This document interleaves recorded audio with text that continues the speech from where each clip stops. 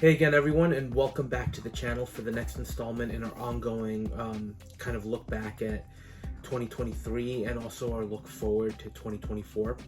And we've been kind of on a journey of positive outlooks, right? Looking at top figures and top releases that I picked up in 2023, as well as pieces that I'm really looking forward to getting this year, and hopefully those will pan out.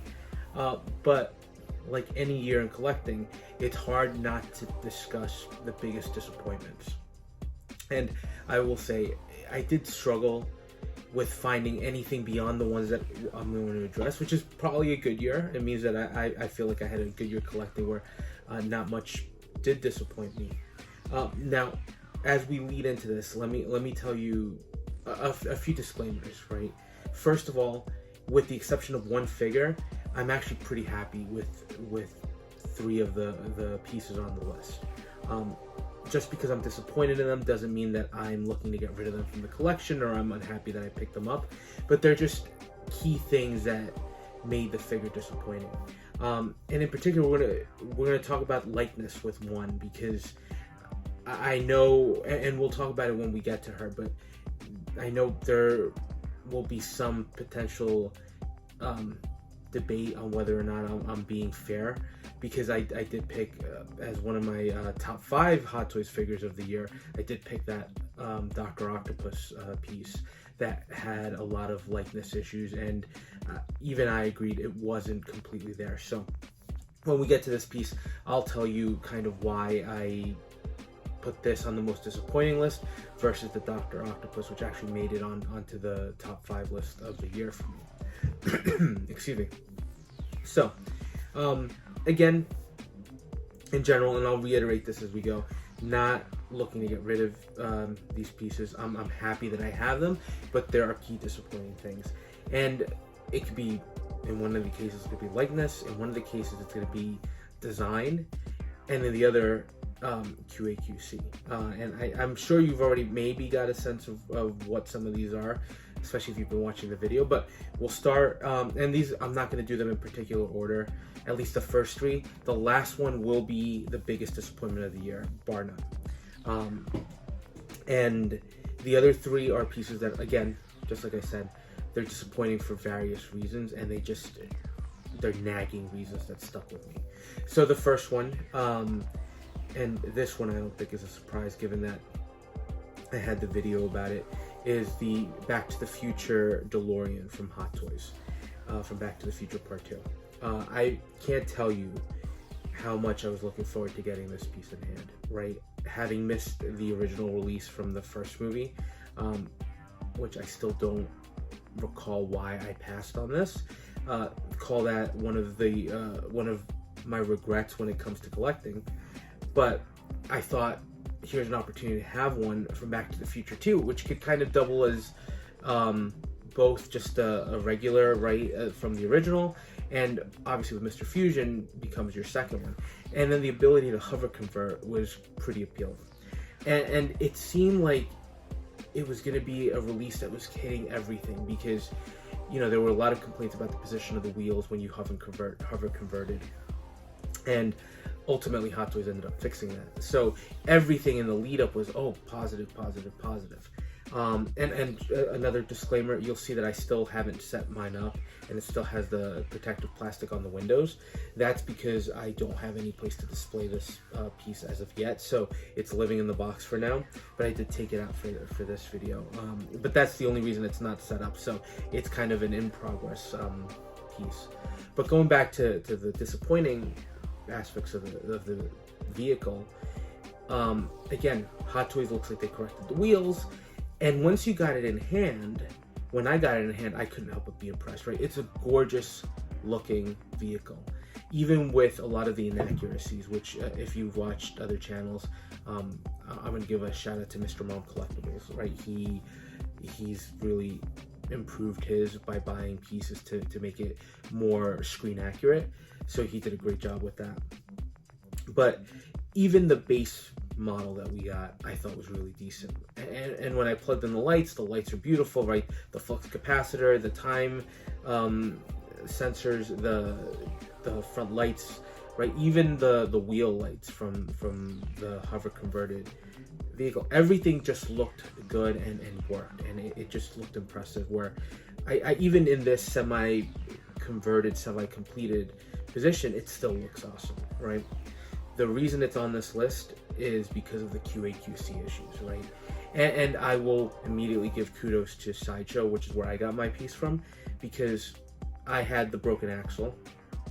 Fortunately, it was just one, but I had the broken piece, and Sideshow gave me the option of essentially returning it for another one or a $200 credit, and I ended up taking the credit because I think I can fix this, right? But it doesn't remove the fact that for a piece that's so expensive, and sure, cost comes into play, that I just feel like Hot Toys should have done a better job. And there have been a lot of discussions about whether it was temperature issues during the casting of the piece, if it was temperature during transport. There are a lot of theories. We haven't heard anything from Hot Toys, and nor do I expect to hear things from them. But think about the Wolverine plate issue, right? With the recently released one where they misspelled the name. At least we found out that Hot Toys was going to replace the plate, right? Which made sense. But with the Delorean, we didn't hear a peep. And the only positive is that it seems like, you know, after the initial run, the first batch, the batches that have come out subsequently have been without issues. So that's to Hot Toys' credit that they fixed it, but they still never addressed what happened. Maybe that's to be expected. But again, just the disappointment is in the fact that that piece was removed from the box and it was already broken without even manhandling, without touching it. So from a QA/QC perspective, that was the biggest disappointment. Doesn't mean I don't like having the vehicle. I love the car, right? It looks awesome, and it's Back to the Future. So I'm grateful to have an opportunity to have a piece from the movie in the collection. But the QA/QC issues, and I had one axle, right? I know there are other collectors who had multiples, and then you had things like the lights not turning on, or even the seats being unglued, stuff that could be remedied, at least the seat being unglued part. But just again, all contributing to this disappointment with this piece overall.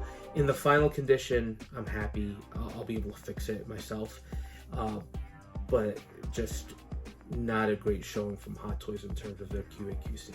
Oh, and one last note on this. I if you are interested in fixing this, I'm gonna repair it at some point once I put it in the display. But there are two great videos. Mr. Mom Collectibles again did a great video showing how to reinforce your axle, and then Tony Marine, who I'm going to put both videos in the description, in the video description, if you're interested. He did an awesome video too, showing how to repair it and how to reinforce the plate, step-by-step process with the products that he used. Both hugely, highly informative videos, really well done. So if you do have a DeLorean, and if it breaks at some point, those are two great resources to have at your disposal. So one of the biggest disappointments, the DeLorean from Back to the Future 2. Now, the next disappointment is actually Thena from the Eternals. And we're going to push aside the license, we're going to push aside Marvel and the potential issues with Marvel and with the Eternals, right? And we're just going to focus on the figure. So, as a figure, it's gorgeous, right? I really do stand by. It's really well done. The weapons, the sculpt paint apps, they're good. The place where this figure fails and the disappointment here is the likeness. And this is the one I was telling you about, Dr. Octopus. I know Doc Ock made it to the top 5 list. The reason Dr. Octopus made it to the top 5 list is when we saw the promo pics from Hot Toys, we had seen a subpar sculpt, something that didn't completely capture Alfred Molina's likeness. So even buying the figure or pre-ordering, we kind of knew what we were getting into. And sure, Hot Toys said they were going to improve it. They tweaked it a little bit, but it didn't get to where we normally would have liked it to go. But I wasn't disappointed because I felt like when I made the pre-order, I was kind of expecting the sculpt that we ended up getting. So it wasn't much of a surprise when I unboxed it and I saw that you kind of got what you paid for, right? Or at least that's how I felt. These are just my opinions. But the other aspect with that figure is for figures that are much simpler, like the Thena, because it's a very simple figure. it's more difficult to hide behind things.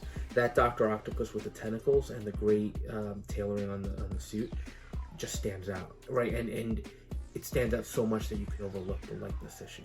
With Thena, right, I mean, she's very, very simple. Again, the sculpt is well done, but it's just not Angelina Jolie. And my biggest issue, and the reason this is a disappointment, is when Hot Toys put her up for pre-order with the promo shots for the sculpt, it looked better. Like, the promo shots for this character captured Angelina Jolie's likeness. So that's what I was expecting when I opened up the box, right? And when we started seeing the pictures in hand. And when she released, we also expect some kind of a deterioration or a downgrade sometimes. Unfortunately, in this case, it went from almost a perfect likeness to just, you can almost see a resemblance, but the likeness isn't there. So from a likeness perspective, that's what was so disappointing here. And again, there's not much to hide behind, right? Even though she's got the great accessories, the figure really, unlike the Dr. Octopus with the glasses and with the tentacles, this one, what you see is essentially what you get, and you're not going to get distracted by some other pieces or some other engineering. It's a figure, right, by itself with some weapons.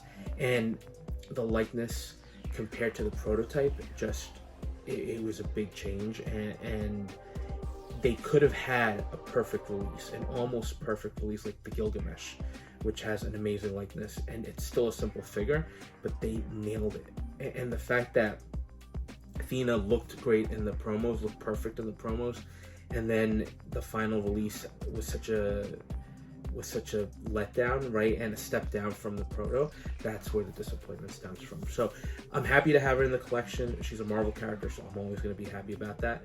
But definitely, from a likeness perspective, just compared to the proto, it is disappointing to see what we end up getting in hand. And the third one is the Spider-Man from No Way Home. To be more specific, the Amazing Spider-Man, the Andrew Garfield version. So this was an interesting piece because I like it. I love having all these in hand. I love having the sculpted heads, right, the unmasked heads to display, and that's actually how I think I'm going to display them in my collection, just to see Tom Holland, Tobey Maguire, and Andrew Garfield, right? And the figure itself, right, standing there, it looks gorgeous, right? I do like the lenses. I like the work on the webbing on the suit with the spider. I like all the detail work. The disappointment with this one stems from the design of the neck adapter. And I don't know if this is going to hold true for the Tobey Spider-Man 2. I hope it doesn't.